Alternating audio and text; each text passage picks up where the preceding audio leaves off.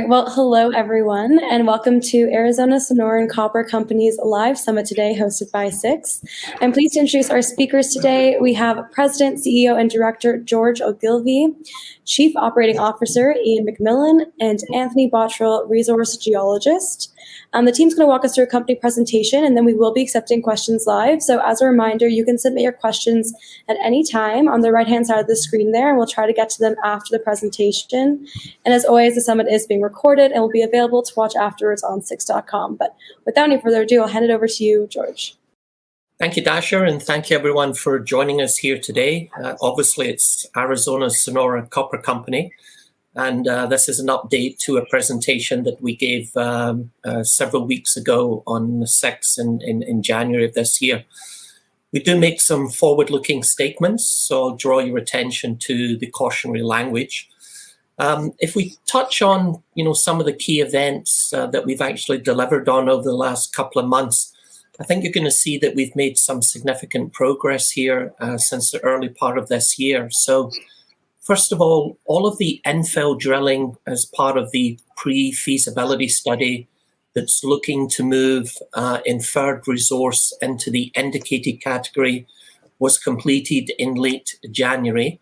And we're now waiting on the final suite of assays to come back that we can then announce to the market. We did announce late last year as well that we've started drilling at our exploration property known as Park Salyer.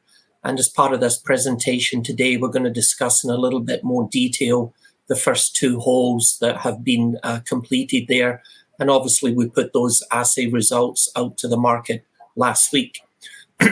Early this year, we also announced that we had completed the rezoning of the LKY lands. As you remember, about a year ago, the company had 2,100 acres of land, and in the last 12 to 15 months, we've increased that land position to approximately 4,700 acres. Some of that land that we acquired was zoned for residential purposes, and I'm happy to say that early this year, the City Council of Casa Grande rezoned the land to industrial purposes. And, I think the takeaway from that was that from the initial hearing, and there were 3 public hearings, there wasn't really a lot of public opposition to that. And within 6 months of making the application, we had the land rezoned. So we maintain a very strong social license in and around the Casa Grande and Pinal County area. We will touch on this as well, but obviously as part of the press release we put out last week, we did pick up some additional land known as the Bronco Creek lands.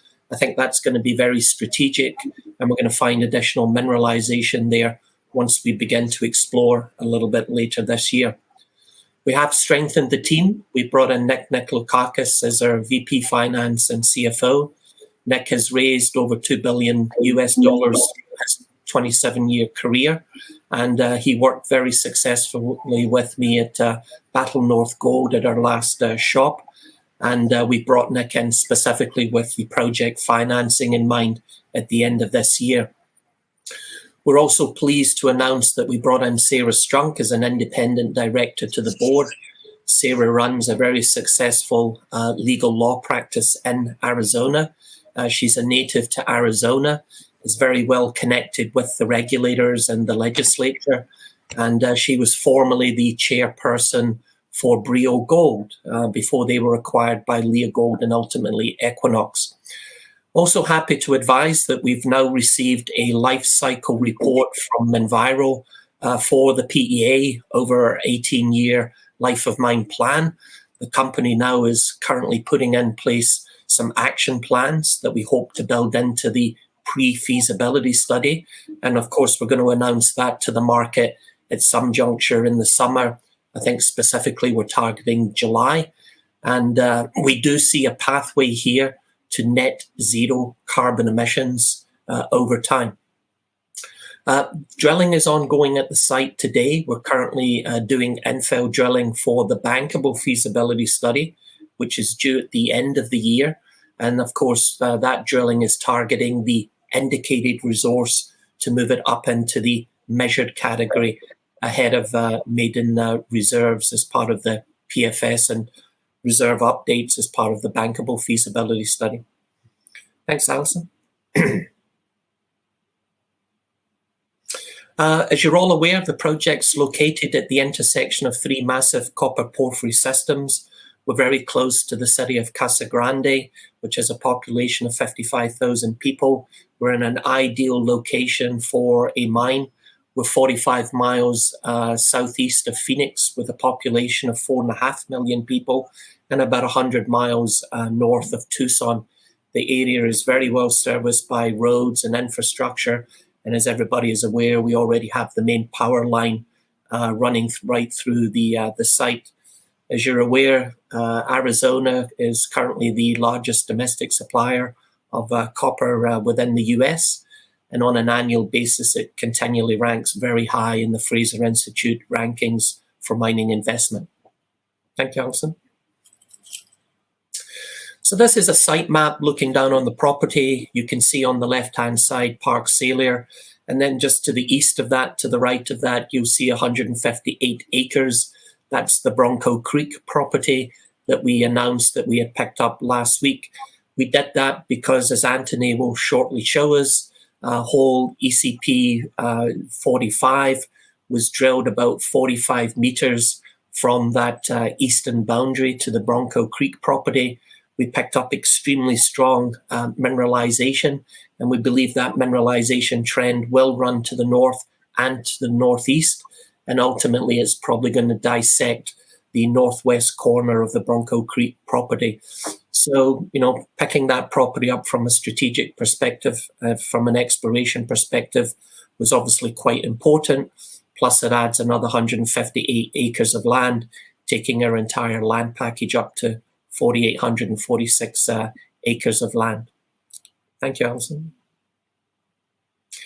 Just to recap, obviously this is a photograph of the site. We have a permit to take water for the next 50 years. As you know, the PEA is an 18-year life of mine, so that permit is well in excess of the current life of mine. The permit also allows us to take water at a rate of 3,700 acre feet per year. And when we look at the current 18-year life of mine plan, the current maximum water consumption in any 1 year is 1,200 acre feet per year. So the permit, in essence, is 3 times greater than the current requirement for water. There's a very strong aquifer that sits 2,000 feet below the surface, or about 1,000 feet below the current base of the pit shell. And we have wells which monitor that aquifer on a daily, annual basis. We see more than enough volume of water to satisfy all of our business needs. Just in behind the open pit, you can see the surface stockpile. I'm happy to report that further infill drilling on the stockpile has now moved it up into the indicated category ahead of the PFS, which is important. As we said earlier, only measured and indicated resources can convert into proven and probable reserves. Thank you, Alison. And then just lastly on this slide, obviously this is the global 43101 resource. It only shows the leachable material, which is part of our PEA and will be part of the PFS. So it doesn't include the primary chalcopyrite. But as far as the oxides and the enriched material are concerned, you can see currently we have 900 million pounds with a total soluble grade of just under 0.7%. You can see in the inferred material, there's 670 million pounds at a 0.33 total soluble percent. And then notice how when we go underground, the grades significantly improve, both in the indicated category and the inferred category, somewhere between 0.9 and almost 1% total soluble copper. Those grades are quite obviously important to us once we go underground. But as you will shortly see from the current exploration program, a lot of the new intersections that we're seeing have grades greater than 1% total soluble copper for the leachable material. Thank you, Alison. And with that, I'm going to hand over to Anthony. Thanks, George. On the next couple of slides, I just wanted to talk to the exploration opportunity of Park Salyer. Park Salyer is located to the southwest of the Cactus Project and on contiguous land. We see that Park Salyer has the opportunity or the potential for a scalable underground deposit that can expand on our Cactus PEA case. But Park Salyer is not actually a new exploration project. It was discovered in the 1970s. And the high grade that we're following up on now is actually interpreted in the early 1980s. We've outlined in our press release an exploration target for Park Salyer, an underground target with potential leachable material of 40 to 90 million tonnes of between 1.05 and 1.3% soluble copper. And when we combine that in with the primary, that represents a target, an underground target of between 1 to 3 billion pounds. If we just go to the next slide, Alison. Down in the bottom left-hand corner there, we actually have the holes drilled on the project to date. So in the the mid to late 1990s, ASCU actually drilled holes S200 and 201 and hit good enrichment material as well as oxide.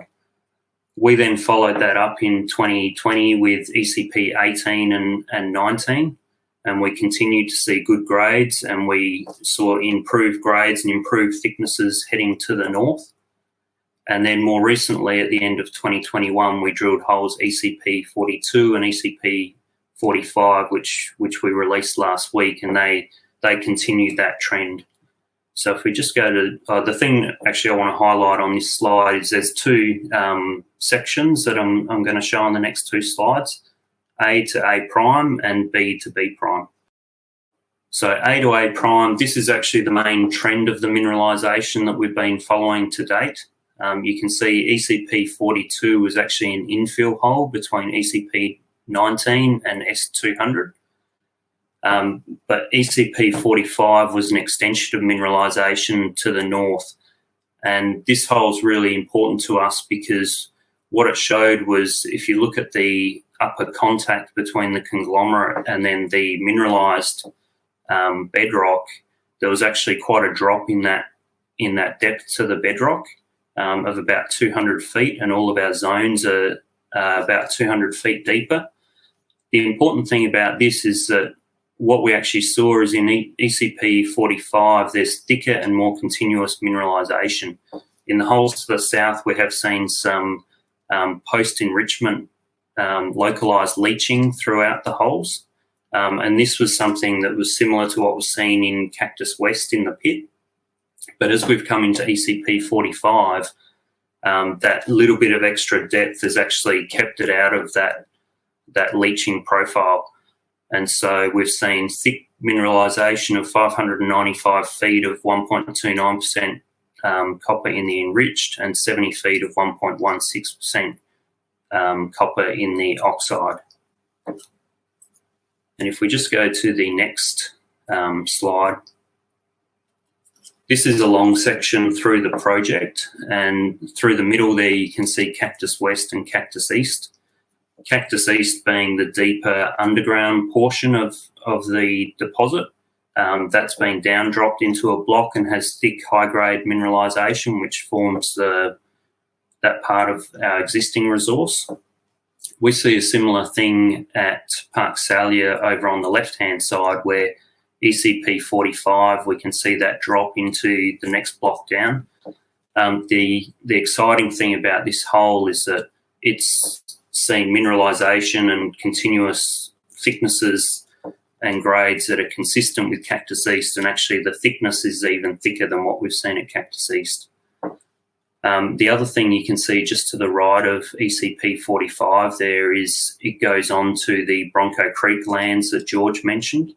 That was about 140 feet to the east of ECP 45. So we knew that as we continued drilling and we're seeing grade and thickness improve to the north, we also knew that part of the deposit was going to be in the east, going on to the Bronco Creek lands. And so being able to make a deal on that land is really important to us because we see that about a third of that property has potential to host the contiguous Park Salyer deposit. If we just go to the next slide, this is just a couple of core shots. This is ECP 45, very similar to what we see in the system at Cactus. It's hosted in granite, and two styles of mineralisation. So we have fine grade disseminated mineralisation, which is quite hard to see, but very sort of small little specks of chalcocite. And then you'll see some darker lines going through, which are the chalcocite veinlets. And what we tend to see is that we get a base of disseminated mineralisation, and where we see the really high grades is where we see an increasing density of those veinlets. And so if we come through to hole ECP 42, we can see that had a smaller section of mineralisation, but it did have higher grade mineralisation. So the box on the right-hand side is actually running just under 5% copper, has that disseminated mineralisation as well as the an increasing density of veinlets. And there's also clots of chalcocite there.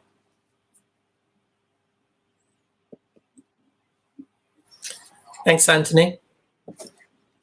So if we just sort of look at the company's current enterprise value, we see a value of around about 130 million US dollars. And we believe through the bankable feasibility study and the pre-feasibility study with organic growth from only the leachable material that's currently in the resource model, we believe we can be looking at a production profile of between 80 to 100 million pounds of copper cathode on an annual basis. That compares obviously favorably to the current average of 56 million pounds, which is currently in the PEA. If we start to compare that to some other of our peer groups out there, obviously you'll see that Copper Mountain is currently producing about 90 million pounds of copper cathode on an annual basis, but currently has an enterprise value of around about 800 million US dollars. We don't know the debt to equity split yet because obviously we need maiden reserves as part of the PFS and a mine plan and a mine schedule, therefore, that we have more confidence in. But, you know, if you look at the relatively low capital intensity for the project in the PEA of 124 million, obviously we know those numbers are going to escalate, but we certainly believe that, you know, they're going to be very manageable. But we're going to be a company in the next 12 to 18 months, once the project financing's in place, that will have, you know, sub 130, 140 million shares issued and outstanding on a fully diluted basis, and potentially have an enterprise value anywhere between 500 million to $1 billion US dollars. So, you know, if you take a look at those type of numbers and management can continue to execute on the business plan, then obviously, you know, at $2.25, which our share price was this morning, there's a hell of a lot of upside from these levels post project financing. Thank you, Alison. So just since we completed the IPO last year, November, today we have 70 million shares issued. The options and warrants are in the money. On a fully diluted basis, we're sitting with about 81 million shares issued. You'll see now that the company has virtually no debt, only $1 million US dollars due to Tembo Capital. We would anticipate that in the next 6 months, in preparation for the project financing and the debt component of that, we would pay that debt off. So the company will have a nice clean balance sheet. We have currently 4 banks covering the company with a target price of $2.95 to $4 Canadian, with a consensus at $3.15.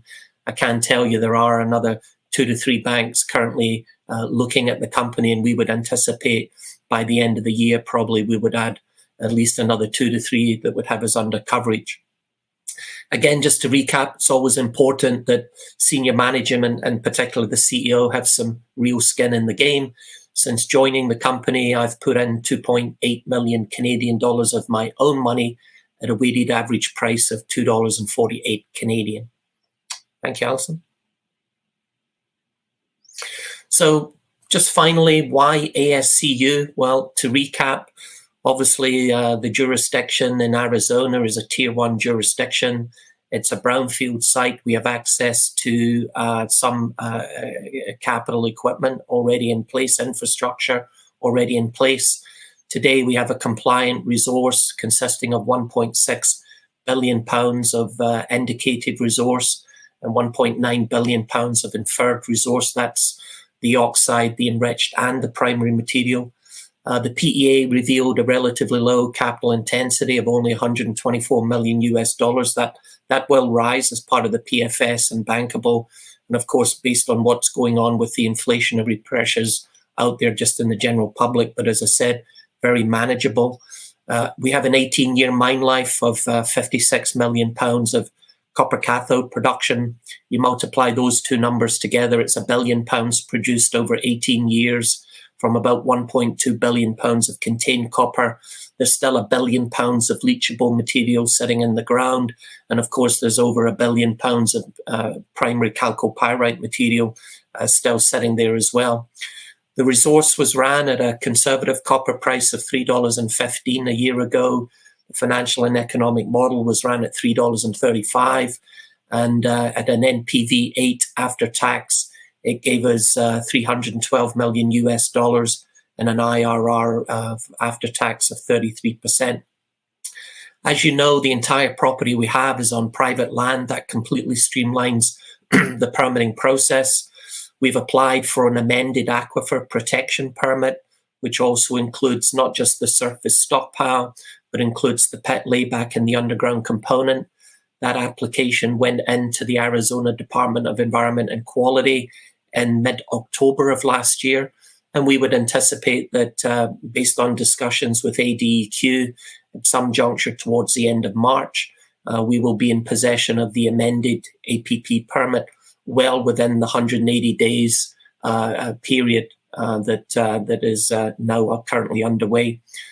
As we've spoken about, there's huge exploration potential both at Cactus and at Park Salyer and now Bronco Creek and the Northeast Extension.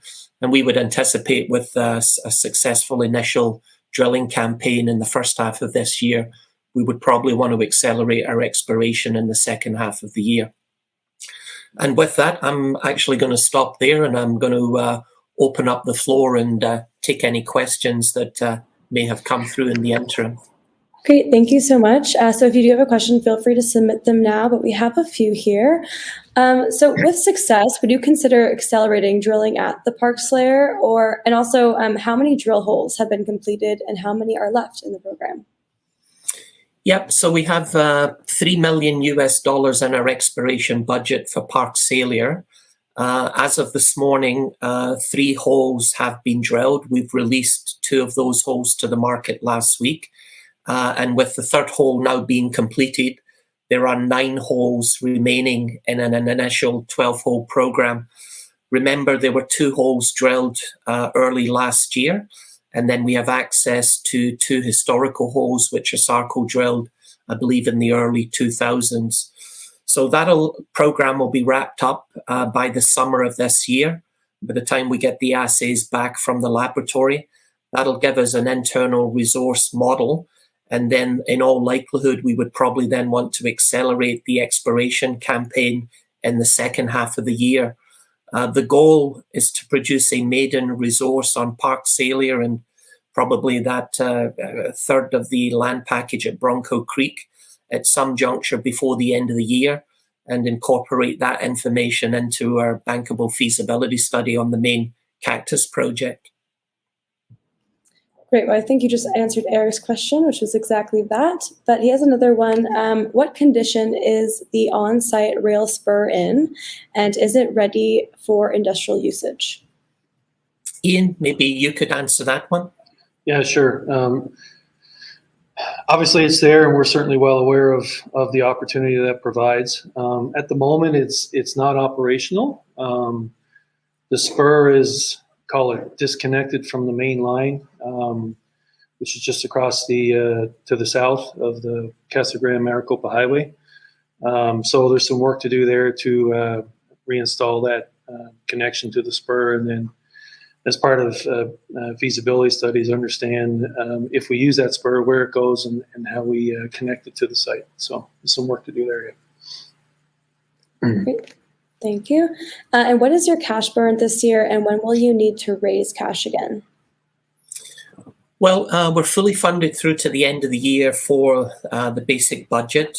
So there's about $22 million being spent out at the site this year. And then over and above that, there's a $7.5 million land payment to be made to LKY, which actually the company made last week to LKY. So we're fully funded through till the end of the year, and the bankable feasibility study, and hopefully we'll be announcing the project financing at that juncture in time. Thank you. Are you drilling Cactus East and the Cactus Northeast extensions in advance of updated resources and reserves? Ian, do you want to take that one?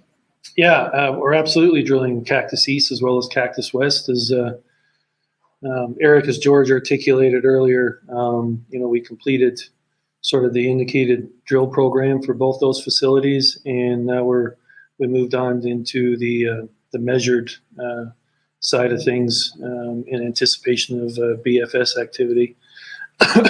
We haven't put together a plan yet to drill the Northeast extension, other than to say that it's definitely on the radar, and we're reviewing that opportunity at the moment. So there's 4 historic holes on there that we have data on, and we'll build a plan off of that. Great, thank you. Harry is asking, what are your thoughts about alternative leaching technologies, such as, for instance, being developed by Jetty Resources? Is that something that could impact your project? Ian, why don't you take that one? Sure. Absolutely. We've given much thought to alternative leaching resources, and without getting into the details, we actually have a testing agreement in place with Jetty at the moment, and we're doing some work on that to understand potential leaching of our chalcopyrite ores. Now, all that being said, we're likely not in the position to disclose much by, say, PFS timeframe, but we do have a view towards having something disclosed with respect to chalcopyrite leaching by the time BFS is wrapped up. So yeah, we're working on that at the moment. Great. John's asking, what does Cactus East underground contribute to the production profile? Does Park Salyer have the same potential? And if the drill out proves target, when would it fit on expansion? That makes sense. Ian, why don't you take that one? Yep. Cactus East is as our current integrated PEA. Cactus East is certainly the prize at the moment, if you will. It's parts of it are double and near triple the grade of Cactus West, with call it 3/4 of the material being enriched or chalcocite material. So as far as the plan is concerned, from the integrated PEA, it is over half of total production. The remaining production coming from obviously Cactus West layback and the stockpile resource. So Cactus East is a big part of our production plan, and is certainly a focus as we go through the studies we're currently conducting. And then what were the other parts of that question? So we saw Park Salyer and the potential that it could provide as well. Obviously, drilling will play that out. But you saw that ECP 45 and call it 600 feet of plus 1% enrichment material, which was a big surprise to us, and obviously a nice surprise. So we'll play that out this year when we act upon our drilling program and see what we can come up with for Park Salyer. But Anthony gave sort of the high level numbers of the potential there, so we're pretty excited about it, and we'll see what happens. Thank you. John's asking, how much is the estimated capital cost to start up first output, and also the estimated expo, admin, and other expenses not capitalized on in the interim prior to profitable output? Ian, you want to take that one? Yeah. Estimate, John, from the integrated PEA, we see a capital intensity of about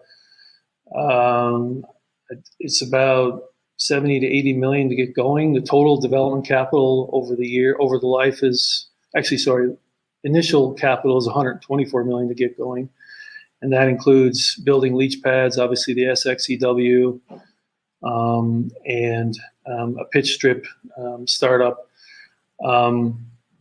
Obviously, there's sustaining capital layered in as life goes on, but as George mentioned earlier, we do see that sort of 125 million going up in PFS. The details of which obviously we're working through at the moment, but and the other thing to point out is that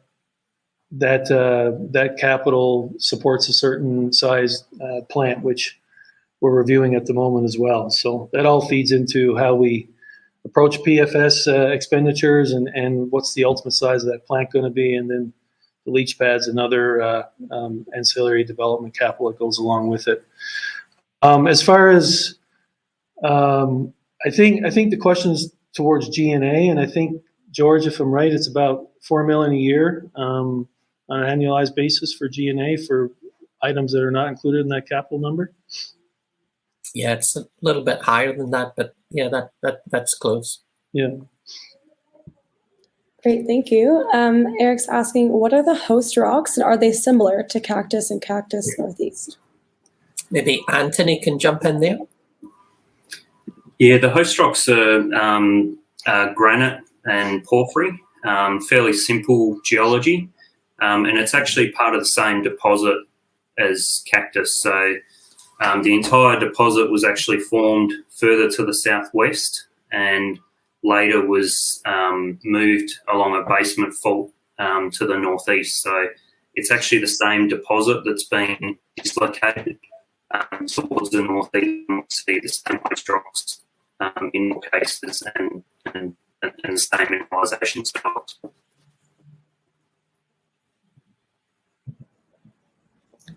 All right. Lucas has a question. He is asking, can you speak to the hypogene sulfide mineralization intersected at Park Salyer, and if the company will be targeting this or focusing more on the leachable material? Yeah, obviously we're going to be focused in primarily on the enriched supergene material, the chalcocite. It's the same style of mineralization that we see at Cactus West and Cactus East, and probably the northeast extension. So that's our primary core plan for the PEA, PFS, and bankable feasibility study. But as Ian has already alluded to, we do have a CA with Jetty Technologies. So, as part of the drill program, we won't just be drilling the enriched material. We will also be drilling out the primary material as well to add the chalcopyrite into an updated maiden resource on Park Salyer at some juncture before the end of the year. If the Jetty technology proves favourable and ultimately there's we can take that mineralization and make it economically viable, then it makes sense now to drill it while we're there. Thank you. Paul's wondering, who are your nearest comparable producers of the same size as you?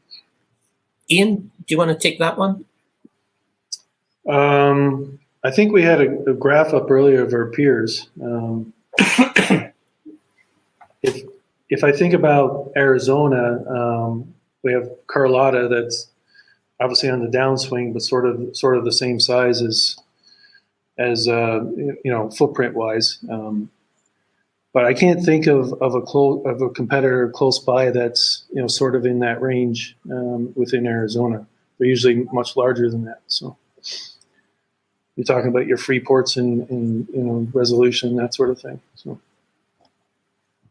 All right, thank you. Does your company aspire more to build mines and produce yourself, or would you rather sell out to a larger copper miner? John is asking. Yeah, look, I think our business model is built around actually de-risking the project from a technical side, getting the project financing in place, The skill set of the board and the management team is definitely one of managing and operating mines, and ultimately that's our goal here, is to turn this into a very solid copper, mid-tier company with assets in the heartland of the Arizona copper belt in a very safe jurisdiction. Thank you. Harry is asking, can you talk about what your thoughts are on how much of the CAPEX would be covered by debt financing? Would you lean towards loans, streaming, or venturing out part of the project? Yeah, on the project financing, as I said earlier, we don't really haven't seen the maiden reserves yet, and therefore, the mine plan that we currently have is built around the PEA with inferred resources. So until we see the maiden reserves and a mine plan that we have more confidence in, it's difficult to say what will be the split between debt to equity. But I can say that at the moment, we've been approached by many debt providers, including commercial banks and some of the private debt lenders as well. So we're going to have many options and lots of flexibility when it comes to the project financing, and specifically the debt on this one towards the end of the year. Mhm. Thank you. And what would be the approximate timeline to get into production? Well, the PEA currently shows that once the project financing is in place, then it's an 18-month construction and development period. And of course, that's also contingent upon having the necessary permits in place. As I said earlier, we will have the amended APP permit by the end of March. As we move into the second quarter, we would then apply for the construction and industrial permit and the mined land reclamation permit. We're giving ourselves at least a couple of months to have those administratively accepted by the regulators. And then once that occurs, the clock then starts ticking. There's a 180-day period whereby the regulator must give us a response to our application. And within that 180 days, there's a 30-day public consultation period. So if we make an application in the second quarter, it's administratively accepted by the beginning of the third quarter. That tells us that by the end of the calendar year, we should be in possession of the construction and industrial permit and the mined land reclamation permit, which are going to be then essential to be shovel ready in the first half of 2023. If we have the project financing in place and the permits are there, and the PEA says 18 months construction and development, which gives us first production before the end of calendar 2024. Great, thank you. And is the permitting process of the newly leased Bronco Creek land any different? No, it's not. It'll follow exactly the same process that I've just described. And obviously, we're dealing with all the same regulators, the Arizona Department of Environmental Quality and the Arizona State Lands Department. Excellent. Well, thank you all so much. That concludes the Q&A for today. I want to thank everyone who joined and asked great questions, and also to George, Ian, and Anthony for joining us and taking us through the presentation and the Q&A. If you do think of another question after the summit, feel free to reach out directly to Arizona Sonoran Copper team. Their contact information is on this slide here. You can also find more information on their website, arizonasonoran.com. And again, this has been recorded and you can rewatch it on 6.com afterwards.